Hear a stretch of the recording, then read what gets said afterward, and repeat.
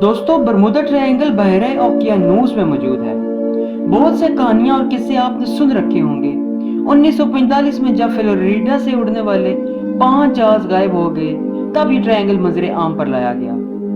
इन जहाजों को बहुत तलाश किया गया, लेकिन इनका कहीं सुराग नहीं मिल सका। आखिर जब ऐसे बहुत से वाकयात रोनुमा होते रहे, जिनमें हवाई जहाज और कश्तियां फ्लोरिडा और मियानसे के समंदर से गुजरते हुए गायब हो जाते, तो इन वाकयात का रुख बरमुदा ट्रायंगल की तरफ मोड़ा जाने लगा।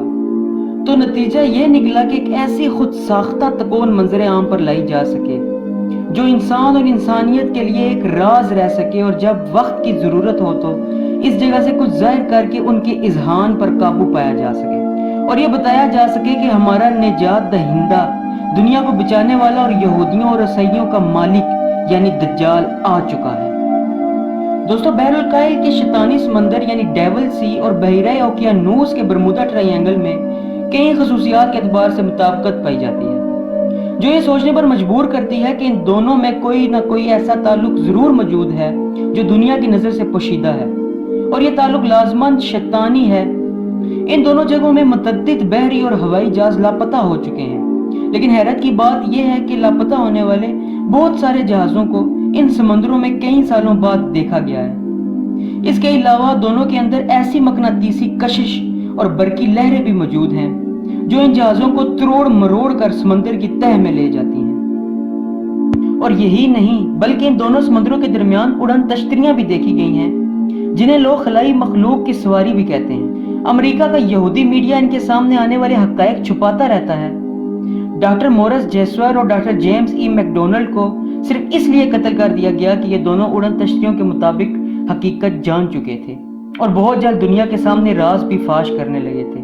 दोस्तों, अब नूर सादिक शफी दो जहां जनाब हजरत मोहम्मद सल्लल्लाहु अलैहि वसल्लम की जुबानी ही इसकी हकीकत भी जानते हैं, जिन्हें उस वक्त के कफार भी सादिक और अमीन कहते थे। एक दिन हजूर अकरम सल्लल्लाहु अलैहि वसल्लम हजरात सहाबा इकराम अजमाइन को जमा फरमा कर अरशाद फरमाया, तमीम दारी पहले ईसाई था, वो आया, उसने बैत की और इस्लाम में दाखिल हो गया। उसने मुझे ऐसा वाकया सुनाया जो इन बातों से ताल्लुक रखता था जो मैं तुम्हें दज्जाल के बारे में बताया करता था। उसने मुझे बताया कि वो लखम और जजाम कबीले के 30 आदमियों के हमरा समंदर के सफर पर बहरी जहाज में रवाना हुआ। समंदर की लहरें तूफानों के सबब इन्हें महीना भर तक इधर उधर धकेलती रहीं, यहाँ तक कि वो एक जजीरे में पहुंच गए। इस वक्त सूरज गरूब हो रहा था। वो एक छोटी कश्ती में सवार हुए और जजीरे में दाखिल हो गए, तो उनका सामना एक जानवर से हुआ जिसके जिस्म पर बहुत बाल थे। उसने कहा, खानकाह में जाओ और वहां एक आदमी तुम्हारी खबरें सुनने के लिए बेताब है। तमीमदारी ने बताया कि मैं खौफ और वहशत महसूस हो रही थी, लेकिन हम खानकाह में दाखिल हो गए। हमने वहां एक भारी भरकम कदकाठ के आदमी को देखा जिसके घुटनों से टखनों तक एक बंदी जंजीर थी और उसके हाथ गर्दन के पीछे बंधे हुए थे। हमने पूछा, तेरा नास हो तो क्या चीज है? उसने कहा, मेरा तुम्हें बहुत जल्द पता चल जाएगा। उसने पूछा, तुम कौन हो? हमने कहा, हम अरब से हैं। फिर उसने कहा, मुझे बेसान और तखलिस्तान के बारे में बताओ कि उसके बागों के दरख्तों पर फल आते हैं या नहीं। हमने कहा, हाँ आते हैं फल। फिर उसने कहा, मुझे तिब्रिया की झील के बारे में बताओ, क्या उसमें पानी मौजूद है? हमने कहा, हाँ उसमें बहुत पानी है। फिर उसने कहा, उसका पानी बहुत जल्द खत्म हो जाएगा।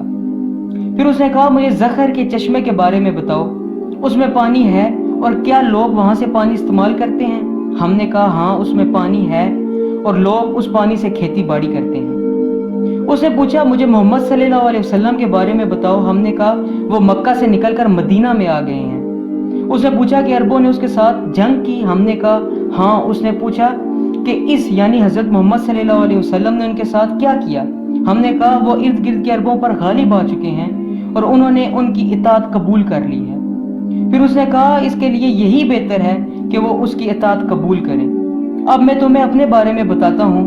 मैं दज्जाल हूँ और मुझे अनकरीब खरूज की इजाजत मिल जाएगी। दोस्तों, इस रवायत से मालूम हुआ कि दज्जाल पैदा हो चुका था और वो अपनी रहाई का मुंतजिर है। इसके रहने की जगह एक बेआबाद जजीरा है। उसके कारिंदे से लम्हा ब लम्हा इस दुनिया के हालातों वाक़ियात से आगाह कर रहे हैं। अब सवाल यह है कि बरमुदा ट्रायंगल को ही इसका असल मकाम कहा जाए। यहाँ पर कोई चीज जाती है तो सफाई हस्ती से मिट जाती है। दोस्तों, ये वाक़या सुनाने के बाद हुजूर अकरम सल्लल्लाहु अलैहि वसल्लम ने अपना सा मुबारक मिंबर पर मारकर फरमाया, यह है तैयबा, یہ ہے طیبہ یعنی مدینہ منورہ، میں تم کو یہی بتایا کرتا تھا، جان لو دجال نہ شام کے سمندر میں ہے نہ یمن کے سمندر میں، وہ مشرق میں ہے۔ اور حضور اکرم صلی اللہ علیہ وسلم نے مشرق کی طرف ہاتھ سے اشارہ فرمایا۔ اب جزیرۃ العرب سے مشرق کی طرف دیکھا جائے تو 2 جگہیں ہی ایسی ہیں جنہیں مغرب کے عیسائی بھی شیطانی سمندر یا جہنم کا دروازہ کہتے ہیں، اور مزے کی بات یہ ہے کہ دونوں کا آخری سرا امریکہ سے جا ملتا ہے۔ مشرقی بحر میں بحر الکاہل کے غیر آباد اور ویران جزائر آتے ہیں۔ اس کے ارد گرد خوفناک پانیوں کا نام ہی شیطانی سمندر ہے، یعنی ڈیول سی رکھ دیا گیا ہے۔ تمیم داری سے کیے گئے 3 سوال دجال نے اس لیے کیے تھے، جب یہ نشانیاں بھی پوری ہو جائیں گی تو اسے دنیا میں خروج کرنے کی اجازت مل جائے گی۔ پہلے سوال میں تخلستان کے درختوں کے پھلوں یعنی کھجوروں کا پوچھا گیا تھا۔ تخلستان فلسطین کا علاقہ ہے اور وہاں دجالی ریاست اسرائیل کا قبضہ ہے۔ اب وہاں کوئی پھل نہیں پیدا ہوتا۔ سوال نمبر 2 میں تبریہ کی جھیل کا پوچھا گیا تھا۔ اس پر بھی اسرائیل کا ہی قبضہ ہے اور اس کا پانی بھی دن بدن تیزی سے کم ہو رہا ہے۔ سوال نمبر 3 میں زغر کے چشمے کا پوچھا گیا تھا۔ زغر حضرت لوط علیہ السلام کی صاحبزادی کا نام ہے۔ آپ کی وفات ایک چشمہ کے قریب ہوئی تھی، وہاں ہی آپ کو دفن کیا گیا اور اس لیے چشمے کا نام بھی زغر پڑ گیا۔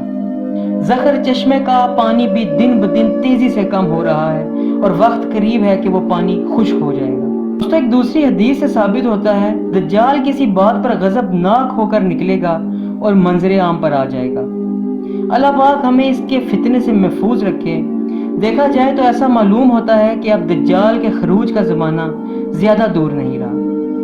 دوستو اگر آپ کو ہماری یہ کاوش پسند آئی ہے تو ہمارے چینل کو سبسکرائب کر دیجئے گا اور بیل کے آئیکن کو بھی لازمی پریس کر دیجئے گا تاکہ ہماری نئی آنے والی ویڈیو کا نوٹیفیکیشن آپ تک پہنچتا رہے۔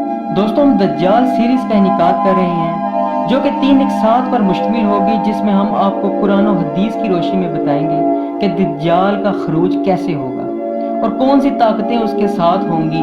ان 3 اقساط میں ہم مکمل جان سکیں گے کہ دجال کیا ہے، کہاں سے آئے گا اور کیسے اس دنیا سے واپس جائے گا۔